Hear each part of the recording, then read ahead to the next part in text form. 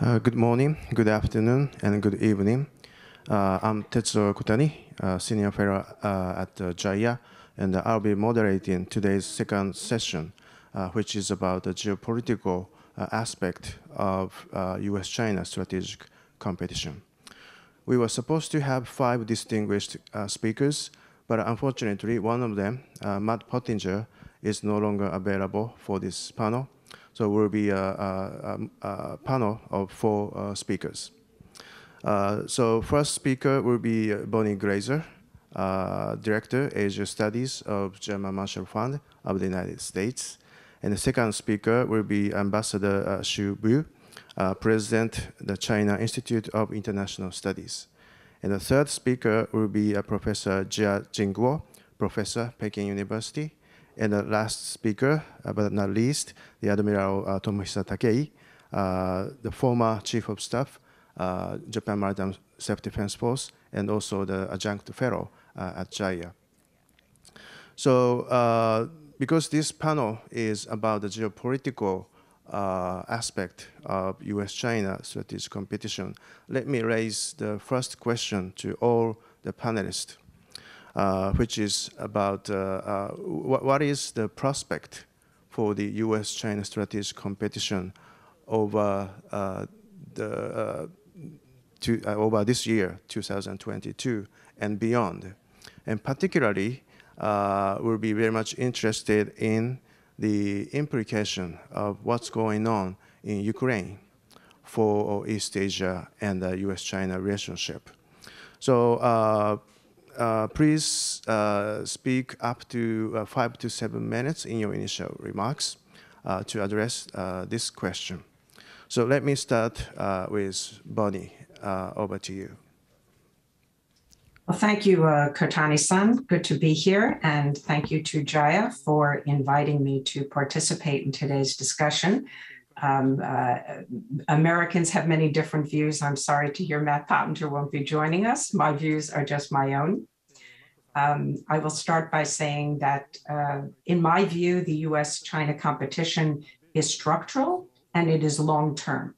Indeed, the competition is likely still in its early stages.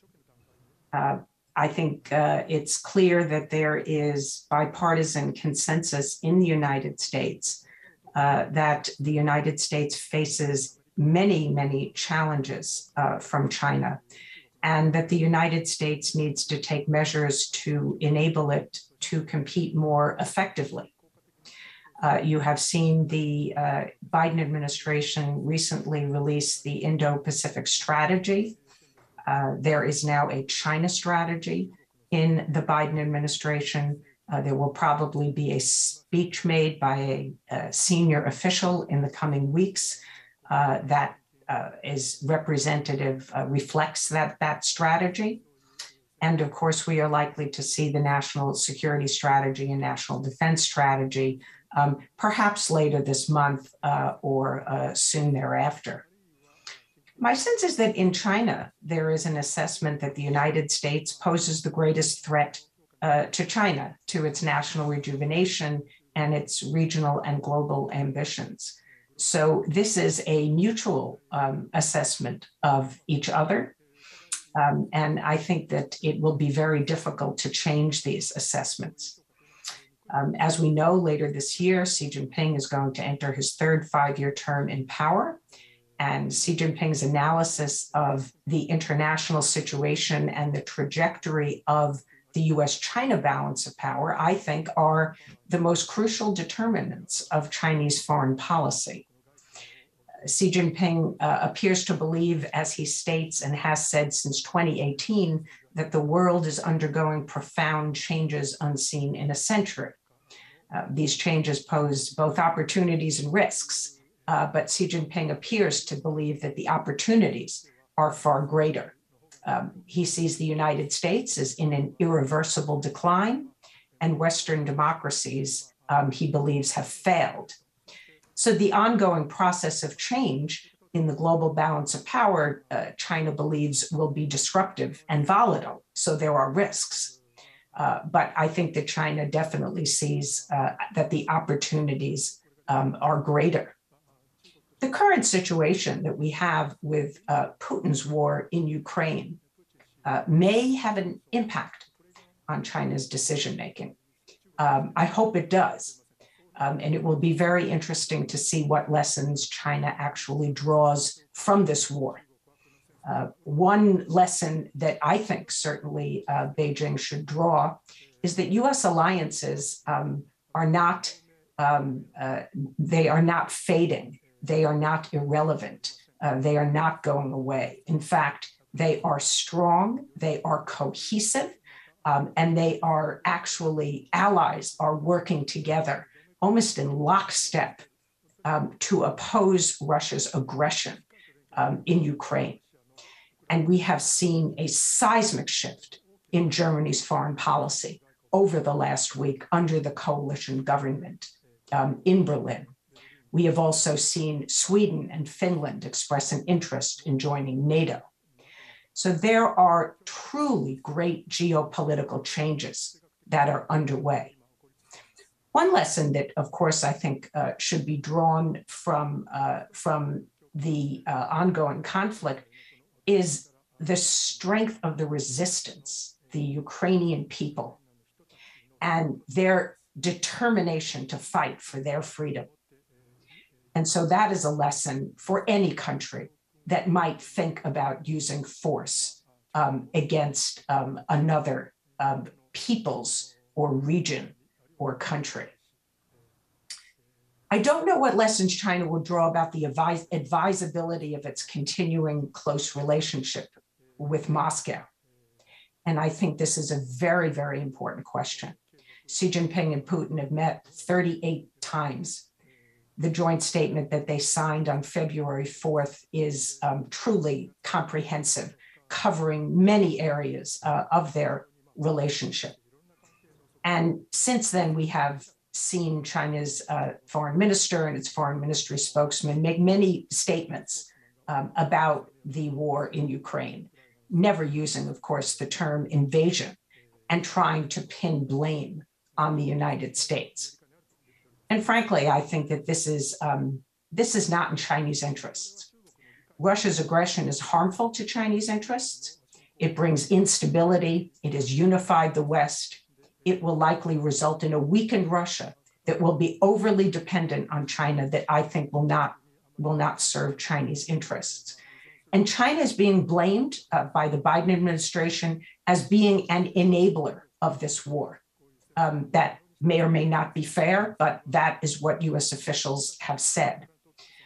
China is trying to balance its interests, trying to preserve its relations with Russia, with the United States and the West, and also upholding core principles in its foreign policy.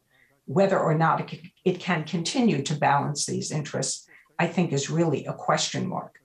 But I think that the hope of the United States is that China reconsiders how to position itself in the days and the weeks and the months ahead so that the strategic triangle of the US-China-Russia relationship, which has reemerged after so many years, does not lead to a geopolitical situation that is adverse for China.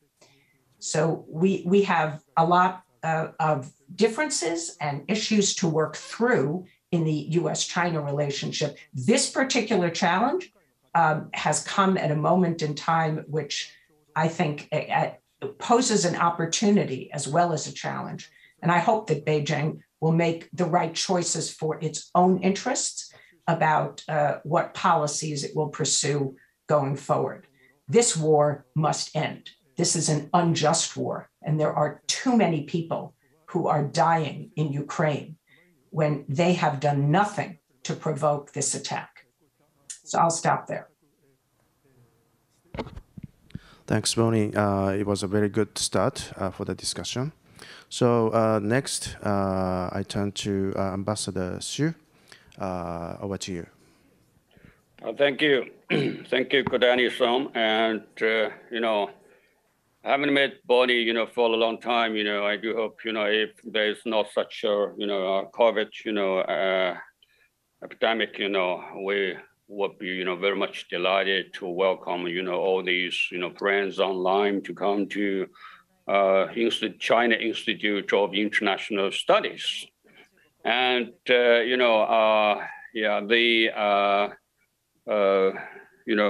the points made by Bonnie, are really, interesting.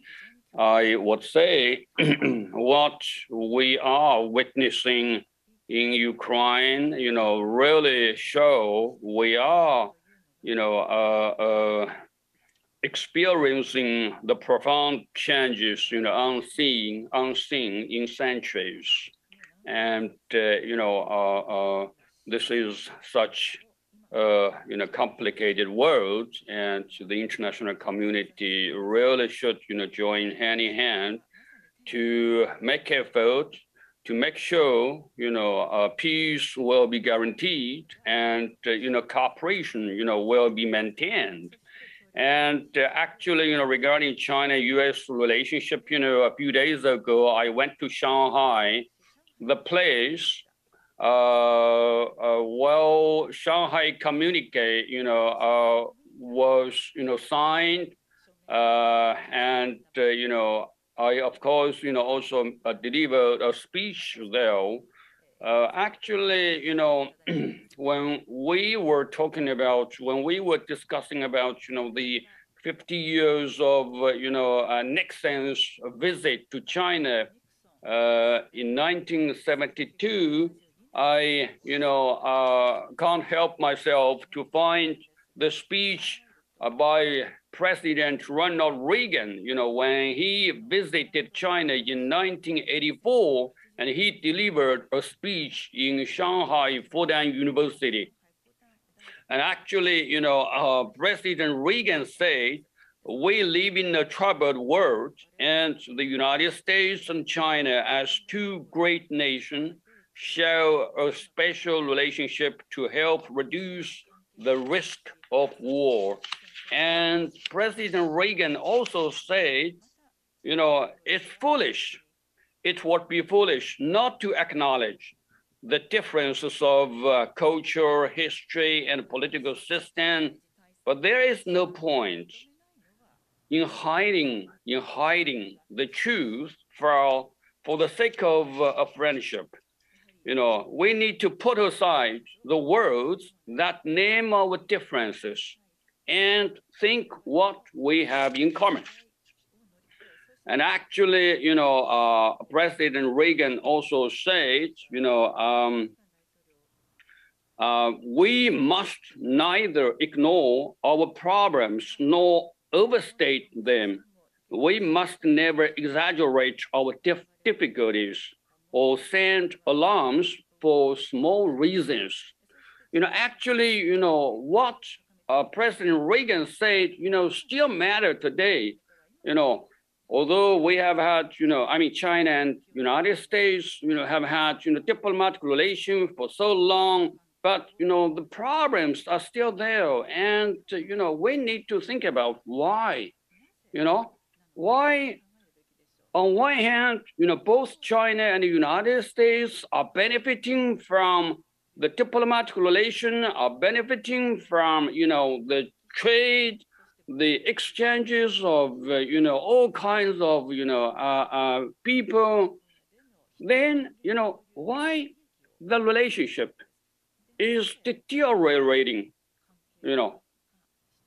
to me, or to the view of Chinese people, it's really, like the United States is so worried about Chinese development, is so anxious or kind of, anxiety, about China rise, and that's why many people in the States are talking about the failure of engagement policy, are talking about, containment, or containing China, in the new era, or focusing on so-called, strategic competition.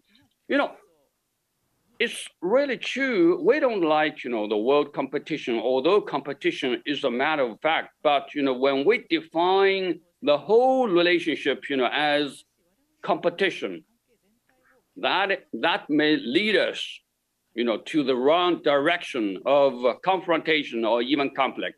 Actually, last year we witnessed, two telephone calls between President Biden and President Xi Jinping, and we also, witnessed, the virtual meeting between President Biden and President Xi Jinping. Actually, both the leaders emphasized the importance of the relationship, emphasized, there should be no new Cold War, emphasized we must, avoid or stop the possibilities of, making the competition, to a kind of, conflict or confrontation. Actually, we need to emphasize what we have in common. Instead, we shouldn't exaggerate, the differences.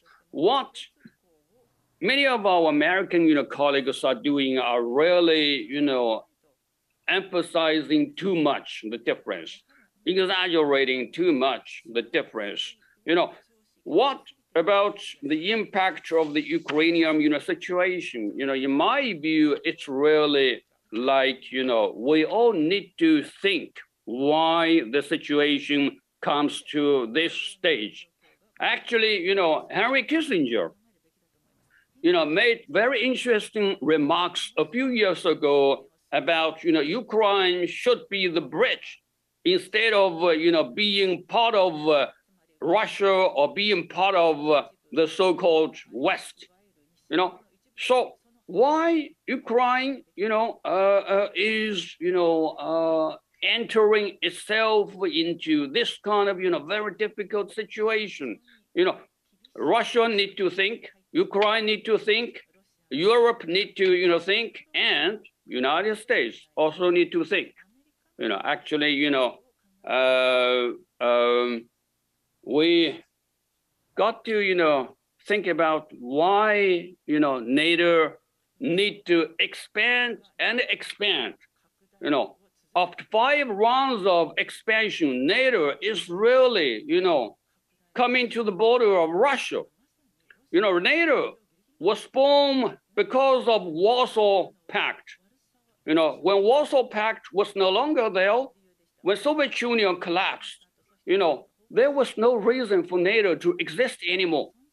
But NATO not only existed, but also, continuing expand and expand. Actually, in early 90s, I was working in London, and I know there was a lot of discussion at that time regarding the future of NATO.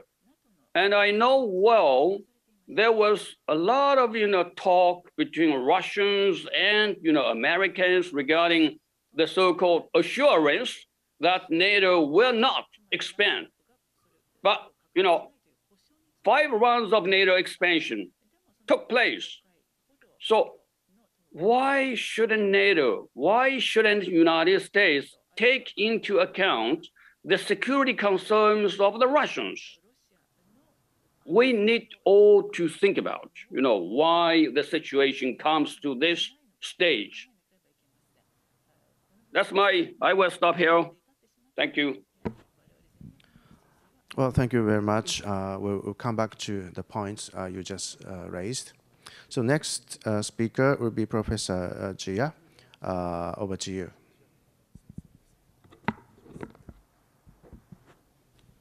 You're muted.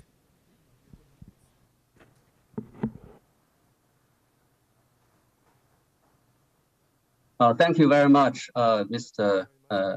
Kotani. Many thanks to the Japan Institute of International Affairs for the invitation. I agree with Bonnie Glaser that the prospect of the relationship between China and the US is not optimistic. And this will have profound impact on the future of the region and also of the world. I wish to point out that the extreme tough position or approach toward China by the US, initiated by the Trump administration and inherited by the Biden administration, has not only made China-US relationship increasingly confrontational, but also opened a Pandora's box in international politics. China and the US cannot cooperate in the fight against the common enemy, the COVID-19 pandemic, or in the efforts to revive the world's economy. North Korea is testing its missiles again. Russians have just launched a war against Ukraine. More and more people in Japan and South Korea want to have nuclear weapons on their own. According to a recent survey, more than 70% of the South Korean respondents want to have nuclear programs for their country. Even on climate change, China-US cooperation has remained hesitant and limited. And the list can go on. The post-World War II world order is under tremendous and increasing stress. And it appears that this is just the beginning. The worst is yet to come. 7 years ago, when the world celebrated the 70th anniversary of the victory of the anti-fascist war and the long peace that has ensued, few people appreciate the fact that the post-World War world order is not just liberal, but also, more importantly, also realistic and pragmatic. It is realistic and pragmatic because the founders realized that if the world wants peace, countries need to recognize and respect each other's core interests, especially the great powers' core interests.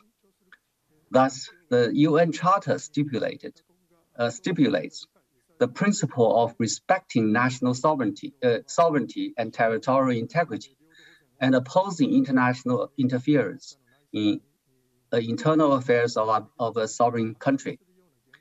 The Charter also gives certain special privileges to great powers, such as permanent membership of the UN Security Council and veto powers. The founders did this not because they wished to belittle the importance of values or ideological aspirations, but because they appreciated the fact that this is the only way to preserve peace and allow countries of different value persuasions to work together on issues of common concerns.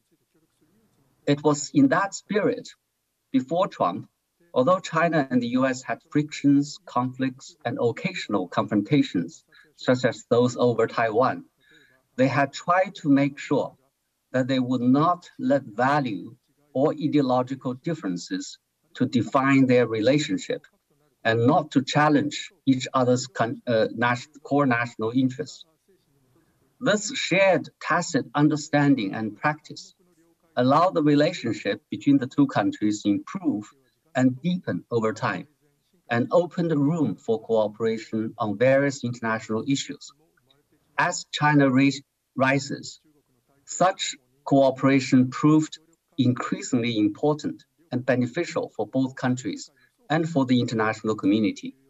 For example, cooperation between China and the US was important for world's efforts to fight terrorism. It was beneficial for world's efforts at international peacekeeping. It was instrumental in world international efforts to cope with the 2008 world financial crisis.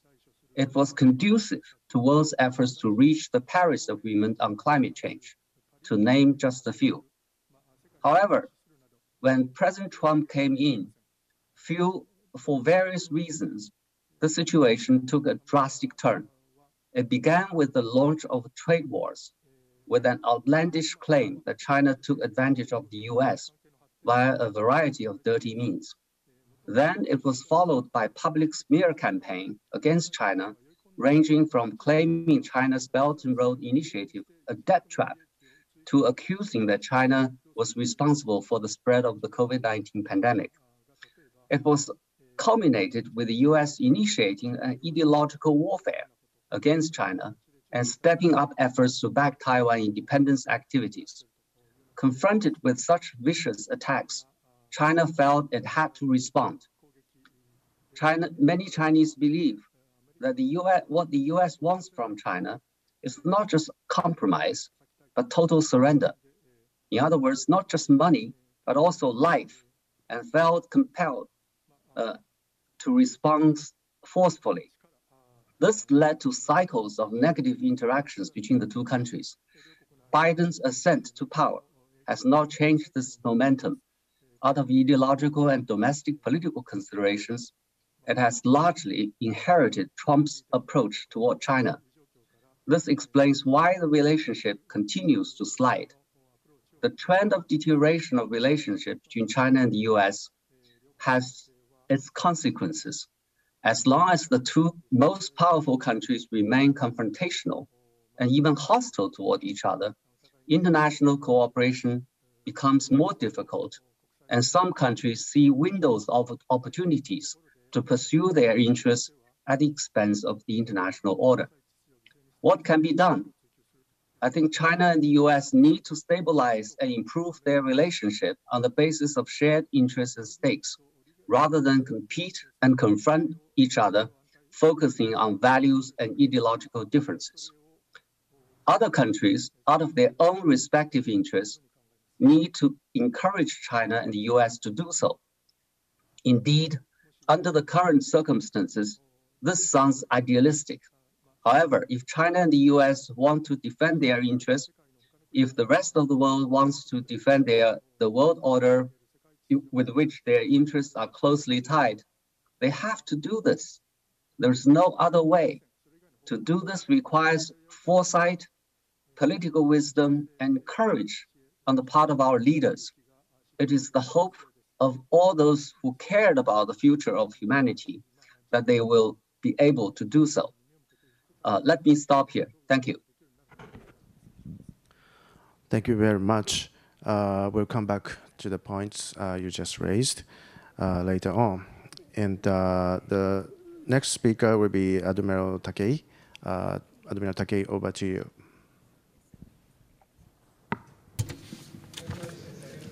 Thank you very much, Mr. Kotani, Professor Kotani. I would like to talk about the strategic competition between the US and Japan, which is a form of strategic confrontation that appears for the first time in human history. And it was in 1943, during the Pacific War, that Professor Nicholas Spikeman of Yale University wrote about the future strategic structure of Southeast Asia. And his projections have become true. Professor Spikeman said, if China achieves true unification and Japan's military power is totally destroyed, China will surely become a dominant power in the Far East. He went on to predict that the eruption of a maritime versus amphibian conflict in the coastal regions of East Asia. China is a traditional or typical land power, but from the 1990s has rapidly built up its naval capabilities and now boasts a naval power that equals that of the United States. And the size of China's commercial fleet is second only to Greece, and its ability to enforce maritime laws is now one of the largest in the world. So China is now both a land power and a sea power. In other words, China is already the amphibian power that Professor Spikeman predicted in 1943, and the current U.S.-China strategic competition in the Indo-Pacific is a conflict between a maritime country versus an amphibian conflict. To prevent the misunderstanding, the fact that China ascended to become an amphibian country is, I think, a natural phenomena that was derived out of the natural development.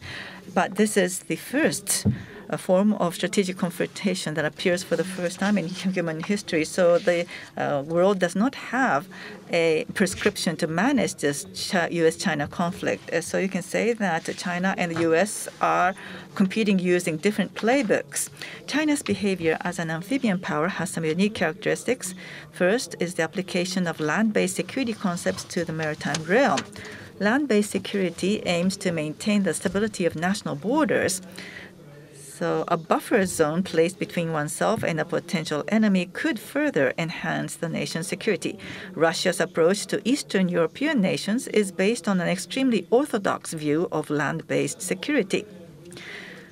And Putin's intentions in his aggressions against Ukraine in the short time is to improve or boost his support rating, as it was boosted during his annexation of the Crimea, and he is using this opportunity for that purpose. But a further deeper reason may be that he wants to utilize and keep Ukraine as a buffer zone against NATO. So he wants to control Kiev and establish a puppet administration. That would be the ultimate goal, I think, of his military offensive. For China, of course, the Ukrainian issue, I think, is a part of the solution to the international order. And if the puppet government could be used as a new front to China, then I think that maintaining the good relations with Russia would be critical. But of course, Russia is main negotiating party is, of course, the United States. So it will be very difficult for China to take sides with those denouncing Russia. And so China has to take a very ambiguous attitude, standing in between both. So China is also adopting an orthodox land-based security view to the South and East China Seas. For example, China's expansion of its Navy's missions outward from coastal defense to near-sea defense to far-sea defense is one example of this. And another example is Admiral Liu Hua-qing's adoption of geographical concepts such as the Navy's anti-intervention concepts such as the first and second island chains as strategic terms to extend and strengthen the Navy's anti-intervention capabilities to more than 3,000 kilometers off the coast of China. The second unique feature is China's attempt to place its national laws above international law and to apply its own laws to international waters. And a third is, as a result of the above, China is now disputing sovereignty and sovereignty rights with many coastal nations in the region. The majority of East Asian countries are maritime nations that rely on the free use of the oceans for their survival and prosperity.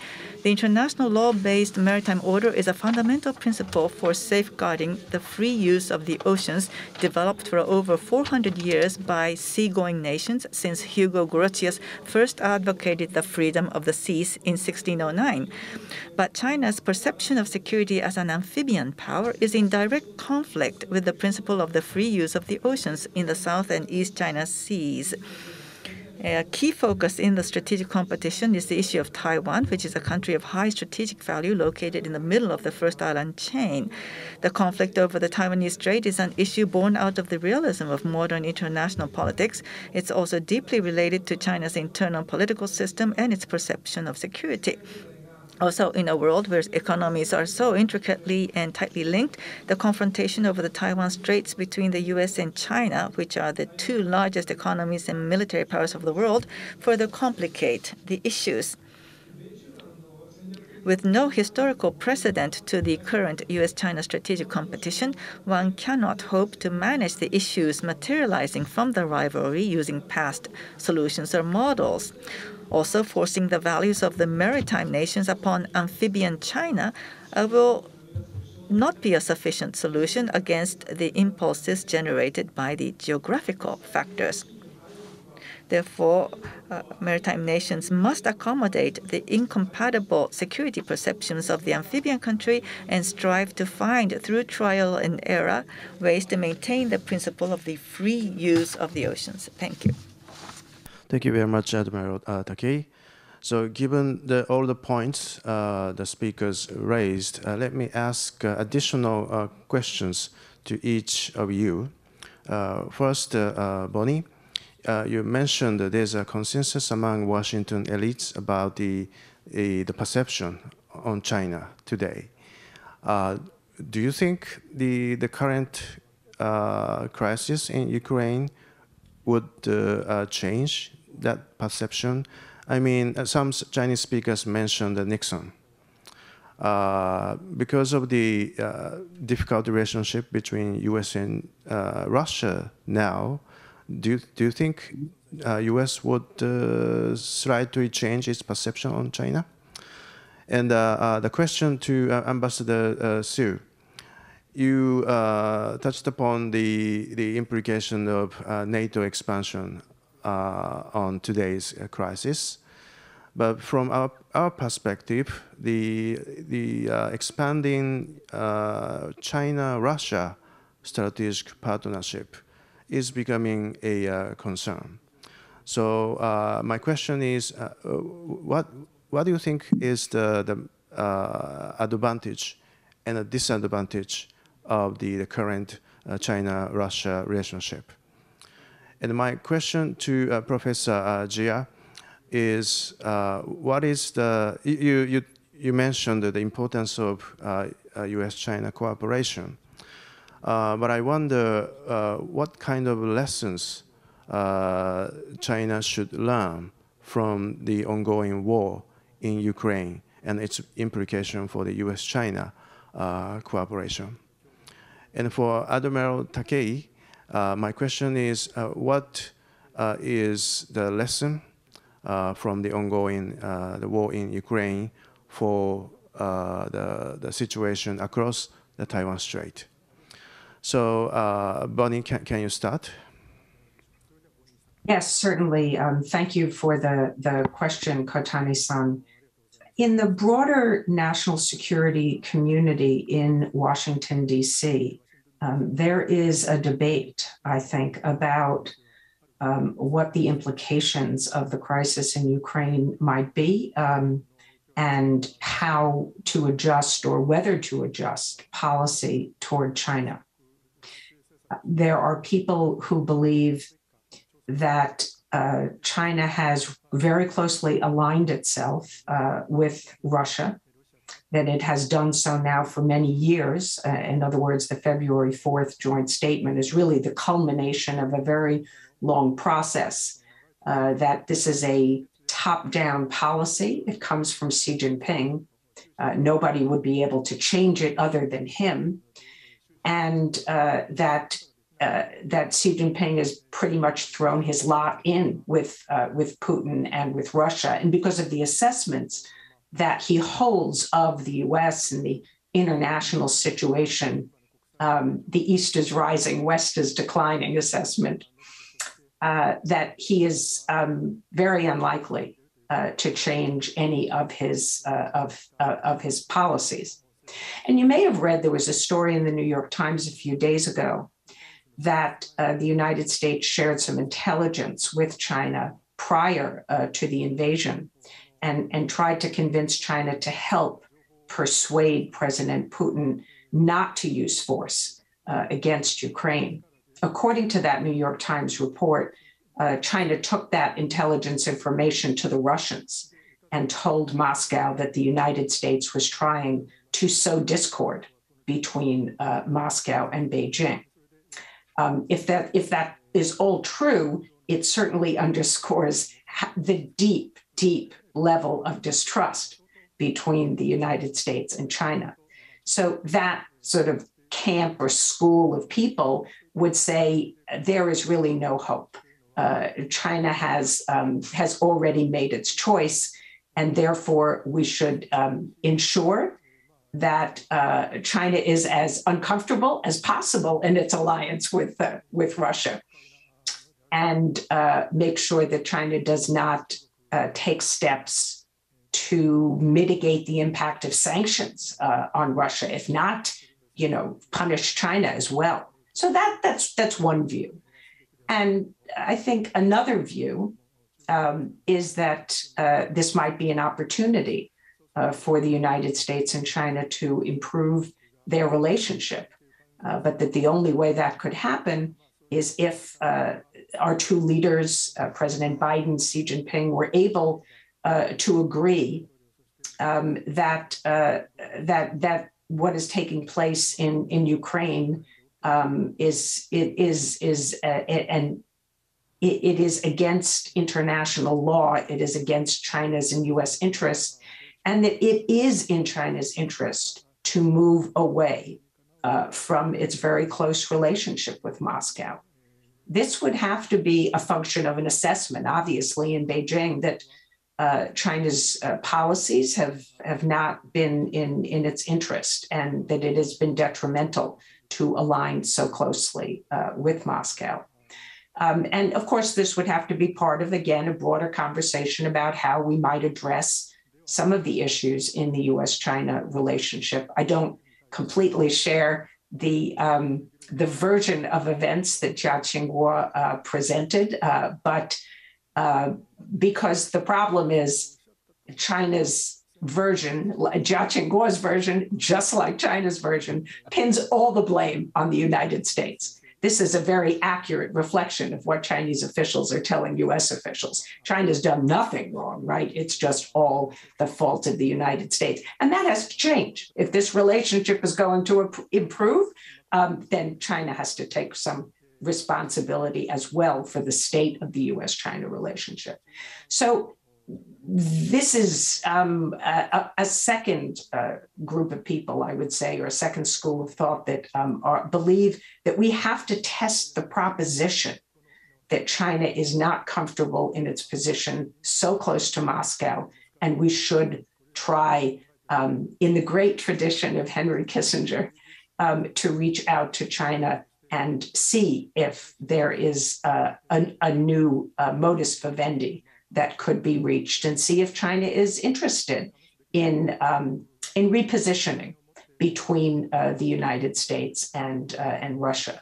So we'll have to see where this debate ends, where it comes down, and what strategy is adopted. But China also has a choice. It can signal the United States as to what its intentions are, and perhaps make some outreach to the U.S. as well. Thanks. Ambassador Su, please. Thank you. With the demise of Soviet Union and Warsaw Pact, logically, NATO should also disappear, from the geopolitical arena. But, as a geopolitical student, I know well the logic and the intention of the continuing existence of NATO, because we all know there is such a sentence, the purpose of NATO is to keep Russia out, to keep Germany down, and to keep America in. So, this is not a kind of, secret. We as geopolitical students, all know this sentence. So for NATO, it needs to exist, continues to exist for the interest or geopolitical or strategic, interest of America. Yet for Russia, from the point of view of Russia, when NATO is still there, when NATO expands and expands, of course, who or which country should be the enemy of NATO? It can't be, Germany. It can't be, France.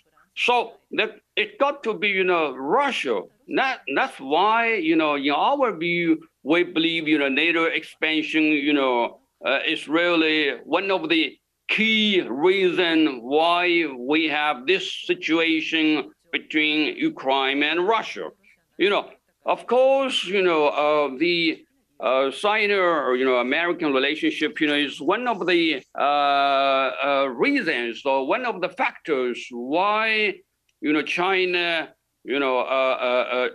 intends to or, would like to have a kind of, closer cooperation with Russia, as Professor Jia Qingguo, has mentioned. And actually, it's not like, when Bonnie said, China, pins all blame, to United States.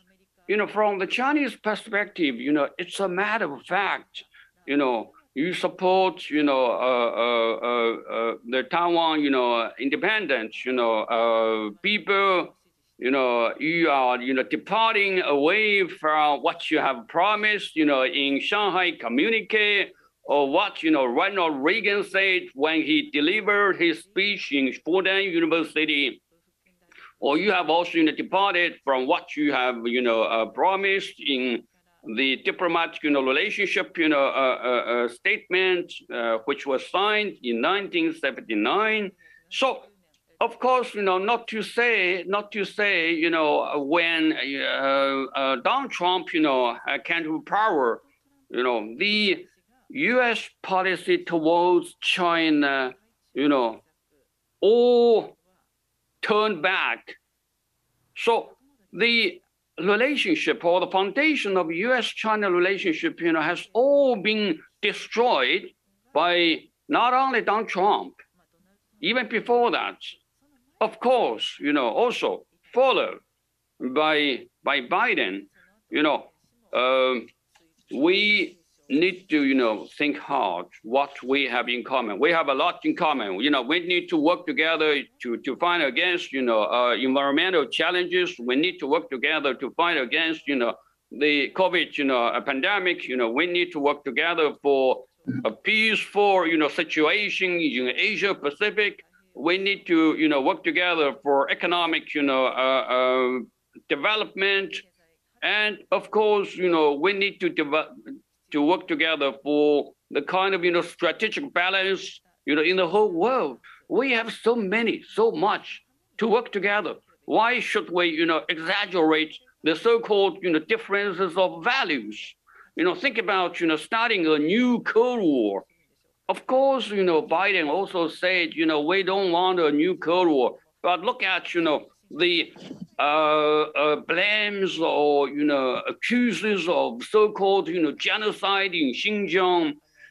And when, Michael Pompeo, accused the Communist Party, it's true.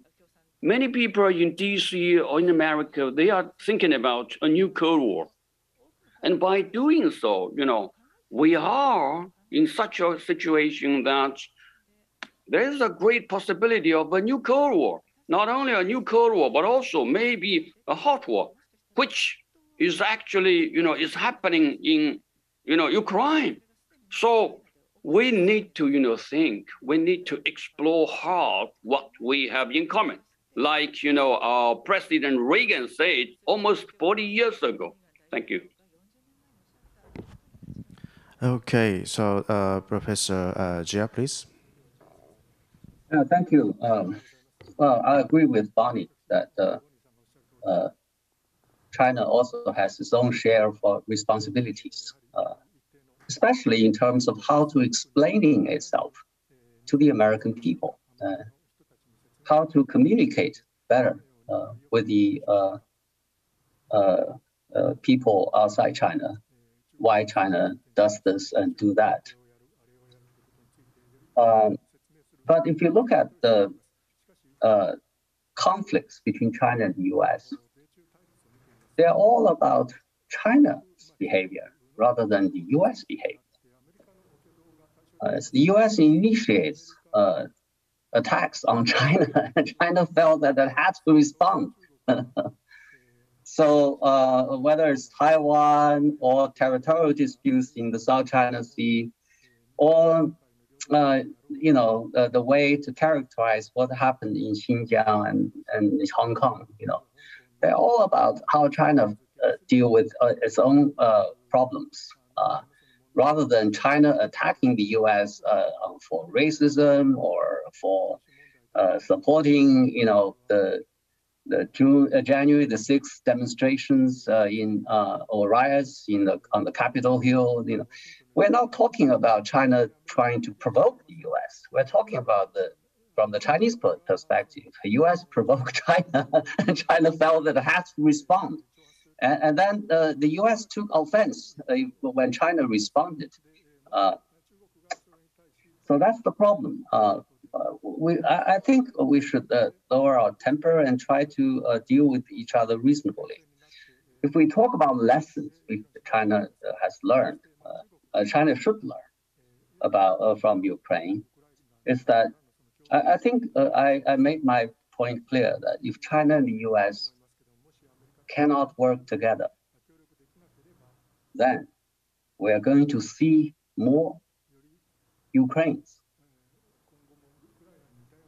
in the world. We are going to see not exactly more Ukraine, but Ukraine-like events, countries challenge the international rules and order, and then where China and the U.S. cannot work together to address the problem,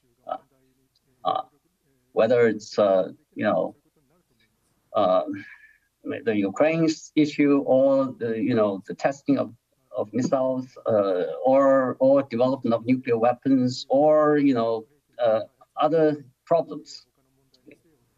So I think leaders of both countries and also of other countries should reflect on this.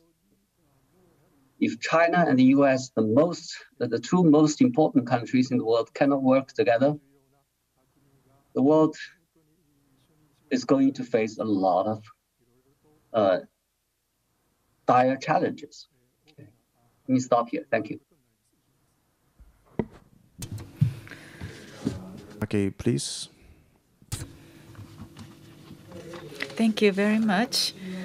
I would like to talk about what sort of lessons can be gained from the Ukrainian conflict and how that would impact the issue over the Taiwan Straits. I think that was a question directed to me. First of all, Russia's military offensive against the Ukraine and the Taiwan Strait, these are two totally different, because the geographical environments are totally different. Ukraine is a landlocked country, and so there was an army-based offensive, but in the Taiwan Strait, it will be a fight between navies. And so in Taiwan, the ocean will be the main area of battle. And also, the Ukraine did not have allies, but Taiwan, at least under the U.S.-Taiwan relations law, the U.S. has a moral responsibility to defend Taiwan. Also, Taiwan is a semiconductor major power and has a very high standing in the world global community.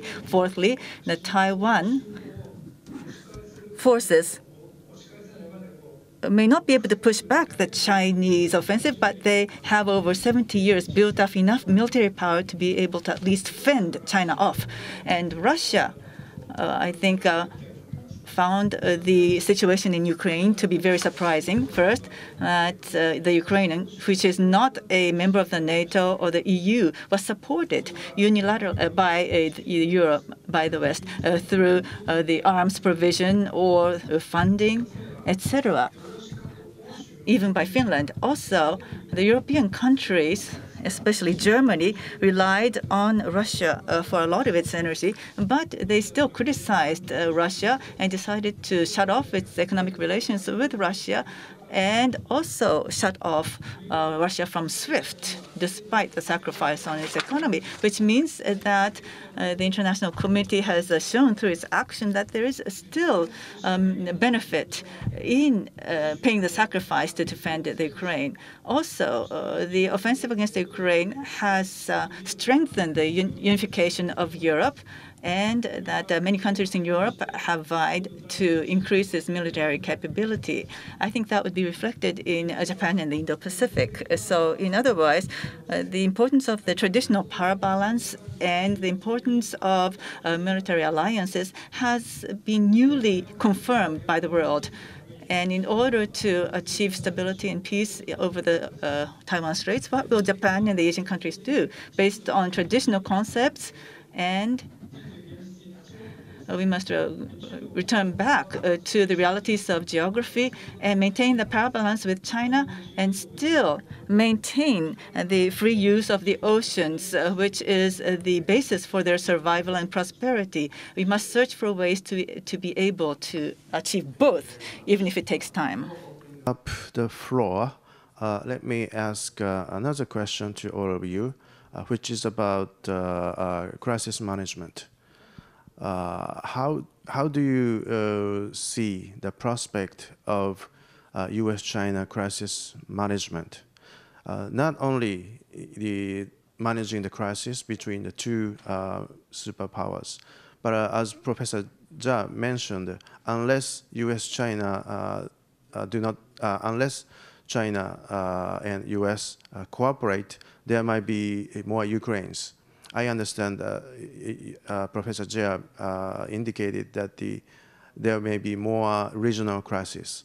So how U.S. and China can manage the regional crisis in the world? So, Bonin, can you start? Sure, I'm happy to address that question. I think that there is a dearth of effective dialogues between the United States and China. It is remarkable how the dialogue mechanisms that were formed over so many years have atrophied, and our officials are not, even when they meet together, such as in Anchorage and Tianjin, the conversations are often very acrimonious and not very productive. So I do really think that we need more effective dialogue. I'd like to see more dialogue between our militaries. That is ongoing. There have been recent meetings between our militaries to discuss various issues. But we do need more effective crisis communication channels. Those that we have created in the past, the United States doesn't have a great deal of confidence in. But the most important thing is really to engage in a very candid exchange of views and be open to ways of managing problems. We probably will not resolve the differences between us, but we can manage them. This was, I think, the main message that President Biden conveyed to Xi Jinping when they met last November, that it is really important to prevent our differences from spiraling out of control. And we should have these management mechanisms. And although people are really not using the same language that we use for our talks with the Russians, which has been called strategic stability talks, in essence, I think that is what is needed, that there needs to be a really concerted effort to bring strategic stability to this relationship. And we did try this under the Obama administration. There were talks that on our side were led by our Deputy Secretary of State, Jim Steinberg, and others in the administration. They were not very productive, but I think that is the kind of discussion that we need, but really focused on very concrete ways of preventing our differences from spiraling out of control. So this is going to be very, very difficult. And I would just want to say something very briefly about Taiwan. Taiwan is really, in my view, the only potential trigger of a US-China war. And it could be quite dangerous. And I think that the United States should encourage dialogue between the two sides of the strait. I believe that that dialogue should be unconditional. I hope that Beijing will make a commitment to take the use of force off the table. Ambassador Shubu said that the United States supports Taiwan independence. That's obviously a mischaracterization of US policy. And our president very clearly told your leader that the United States does not support Taiwan independence. So we need to listen to each other and take seriously the statements that we have said. And as I recall, in the Chinese readout of the phone call between President Biden and China's leader, Xi Jinping, Xi Jinping said that China is patient and it will, with the utmost sincerity, seek a peaceful resolution of the differences between Taiwan and mainland China. And I hope that that is the case. So I think that we have to prevent a Chinese miscalculation that it can seize Taiwan at an acceptable cost. And that is part of the homework for the US-Japan alliance. Thank you. Good. Next, Ambassador Xu, please. Thank you. I do agree with Bonnie a lot, when she mentioned, we need, or China and the United States, need more effective dialogues. I really, agree with that. And besides, effective, dialogues at the strategic level, we need to, build crisis, management at operational level. And of course, we also need more people-to-people exchange. So we need to come back to the point our leaders, have set up along the past 50 years. We should not, make, the views and positions by Donald Trump as the policy, or as something which the policy of United States towards China should be hold on. This is, the policies by Donald Trump were not really in the interest of both US and China. And regarding the issue of Taiwan, Bonnie, I understand what you have said regarding the statement by U.S. officials. Even President Biden does not support Taiwan independence. But what we see, or what we are witnessing with the cooperation, either military cooperation between United States and China, or political support by United States toward those people who are seeking independence in Taiwan, or all kinds of ongoing cooperation between United States and Taiwan are really not inconsistent with the statement by United States government or by people like President Biden. That is why we feel, as scholars in China, we all feel so frustrated by the delisting of what you said and what you are doing. So for the Chinese side, there is no way to take away military solution off the table, because without that on the table, we believe there's nothing to guarantee a peaceful solution. Of course, we want a peaceful solution, but it's a matter of fact, as Tomoshia Taki,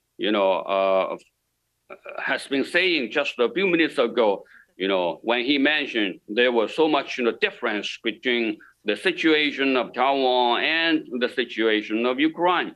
But let me put it in a very clear way. All those differences won't be the obstacle for China to make the decision for the military solution when there is a need. This is determined, this is a determined will of the Chinese people. There's no way, to let Taiwan be independent. I'll stop here. Thank you. Okay, Professor Jia, please.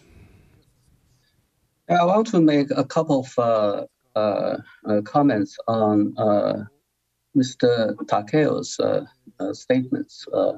First, he claimed that Taiwan is a country. Taiwan is not a country. It's part of China. It's a problem resulting from the civil war of the 40s, leftover problem. And Japan and China normalization agreement indicate that Japan accepts the fact that Taiwan is part of China, even though Japan, like the US, urges for peaceful resolution of the Taiwan problem. Secondly, he claims that China opposes countries' free use of the oceans. That's not the case. China stands for freedom of high seas. China is a big beneficiary of the freedom of high seas. China shared this principle with the US and with the other international members of the international community. The only difference between China and the US on the freedom of high seas is the interpretation that China argues that if you conduct military operations along the coast of China, then you have to get China's approval. The US position is that we have we can do it without your approval according to the freedom of high seas. Okay. That's the only difference between China and the US. But I think as over time, this difference will reduce in importance for all kinds of reasons. So China stands for freedom of high seas. China is, supportive of freedom of free use of the oceans. Thank you.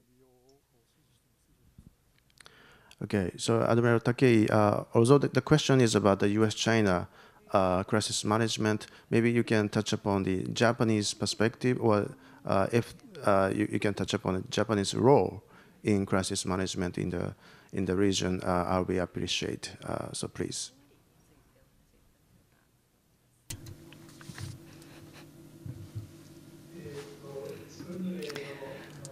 Well, as each of the speakers have said, currently, between China and the United States, there is only few channels open for dialogue, and that is the same vis-a-vis Japan. In particular, the dialogue between the PLA and the Japanese Maritime Self-Defense Forces, and dialogue between the two at all levels have all but stopped over the past 10 years. So there is almost no dialogue between the military, and there has been no mutual visits of battleships. So such exchange has totally stopped over the past 10 years. So if Japan were to manage crisis in this region, I think we have to start with dialogue, and not only at the political level, that's also very important at the military level as well.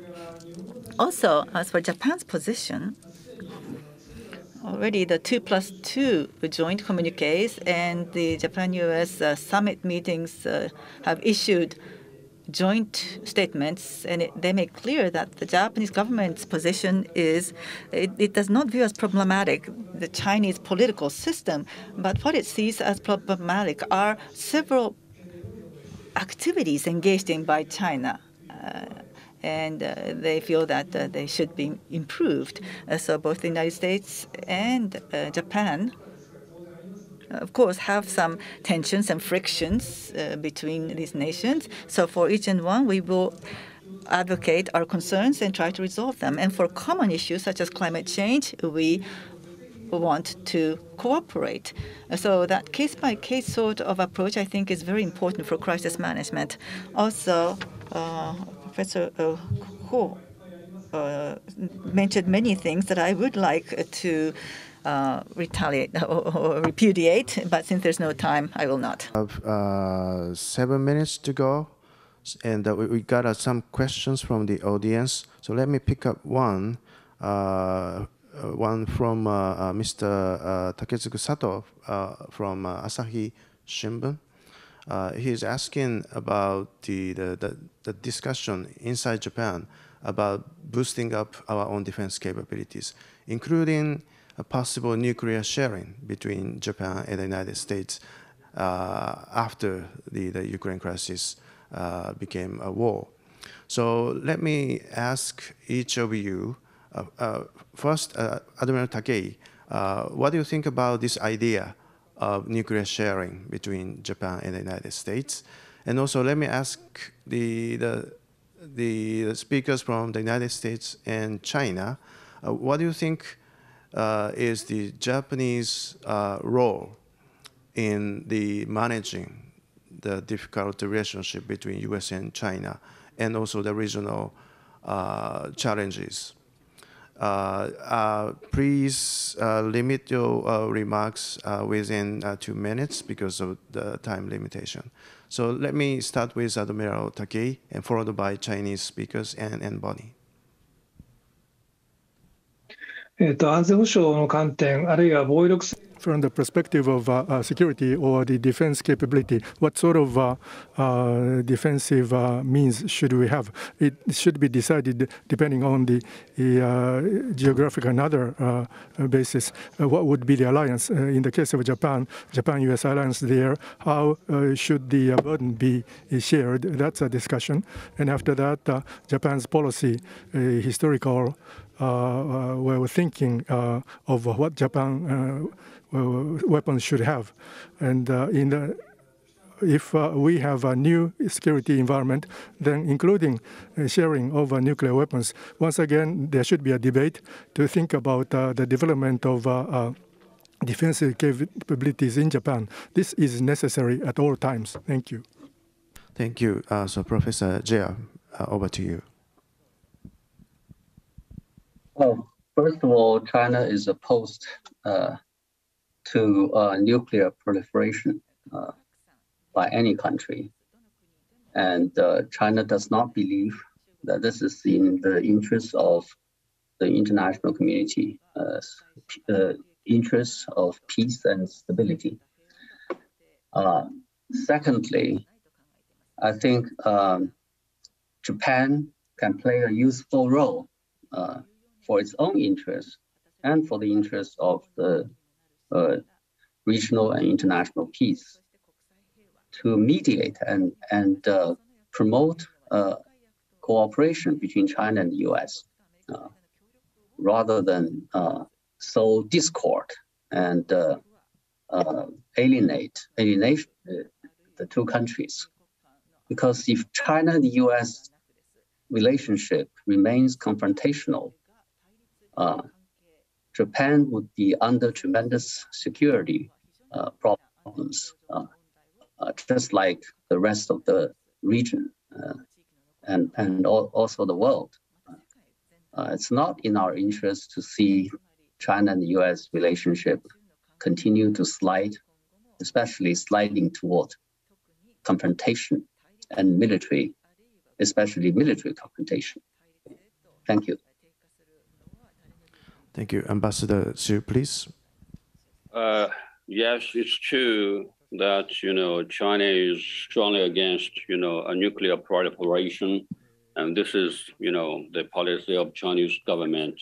But at the same time, I want to, emphasize, we got to, remember history. History is really the guidance for the future. If Japan, decides to, become a nuclear power country, of course, it needs to think, what happened in the history. So history is the best teacher. Thank you. Okay, so Bonnie, please. Well, I think this is a very pivotal year for Japan as there is a process underway to review Japan's national security strategy and other key defense documents, including the National Defense Program Guidelines and the Medium-Term Defense Program. And I think that everybody in Japan is aware about the complexity of Japan's security environment with growing challenges and threats that are being posed. North Korea's ongoing provocations, I'm sure, are of great concern to Japan. And then, of course, there's the continuing military modernization that is going on in Beijing and the ways in which China is deploying and exercising its forces that pose threats, frankly, to Japan's security. So this is a very pivotal year for Japan. I think it needs to do more for its defense. I'm confident that Japan is going to make the right choices. I have nothing to say about nuclear weapons. I don't think that's the primary issue here. I think the issue is how Japan, together with the United States and also steps that it takes by itself, confronts the challenges that it faces. And it has to do so with a very sober mind, because the challenges are likely to grow. Whether or not the United States and China have better dialogue and improve their communication. So I think that there's a lot of work to do in Japan, and as I said before, in the alliance. Okay, thank you very much for the contributions. I think we disagreed a lot, but I think still the discussion was fruitful. And hopefully we will see you in person over time, maybe for this year. But let me conclude this session. Again, thank you very much. Thank you.